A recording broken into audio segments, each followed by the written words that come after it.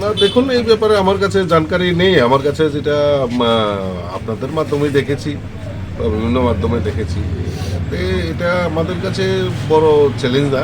কারণ দল আমরা প্রস্তুত রয়েছে। আমরা আমাদের মোদিজি এই ত্রিপুরা রাজ্যের ডেভেলপমেন্টের জন্য যে কাজ করেছে তার নিরিখে দাঁড়িয়ে, এবং আমাদের ডাবল ইঞ্জিনের সরকার, রাজ্যের মাননীয় মুখ্যমন্ত্রীর পৌরোহিত্যে যে সরকার, এই সরকার মানুষের জন্য যে কাজ করেছে, সদ্য আমরা দেখেছেন আমাদের মাননীয় মুখ্যমন্ত্রী হাত ধরে মুখ্যমন্ত্রী জন আরোগ্য যোজনা 5 লক্ষ টাকা পর্যন্ত গরিবদের চিকিৎসা, এবং শুধু গরিব নয়, সমাজের প্রত্যেকটা অংশের মানুষকে এই সুযোগের আওতায় আনা হয়েছে। 5 লক্ষ টাকা পর্যন্ত তাদের চিকিৎসার দায়ভার রাজ্যের মুখ্যমন্ত্রী কাঁধে তুলে নিয়েছেন, যেটা আমাদের আয়ুষ্মান কার্ড, যেটা আমাদের ভারতবর্ষের প্রধানমন্ত্রী তার শুভ সূচনা করেছিলেন। তো কাজেই সমাজের প্রত্যেকটা অংশের মানুষের জন্য এবং সরকার ত্রিপুরা রাজ্যের যে উন্নয়ন চলছে তার নিরিখে দাঁড়িয়ে আমরা সদা প্রস্তুত, ভারতীয় জনতা পার্টি সংগঠন সদা প্রস্তুত।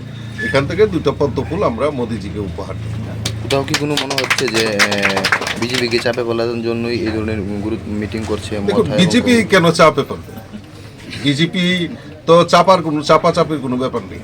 কারণ বিজেপি 2023-এ আপনাদের সামনেই আছে রেজাল্ট, কত দিকে কত আতাত, কত জোট ভোট হয়েছে, কিন্তু মানুষ তার স্বতঃস্ফূর্ত রায় দিয়েছে।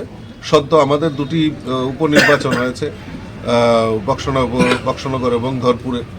সেই সময় ভারতীয় জনতা পার্টি মানে একক আধিপত্য নিয়ে সেখানে জয়লাভ করেছে।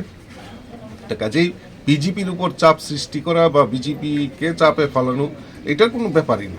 মতার সাথে কি বিজেপির কোনো কথাবার্তা চলছে? এইটা উপরে বলতে পারবে। Thank you. ওকে।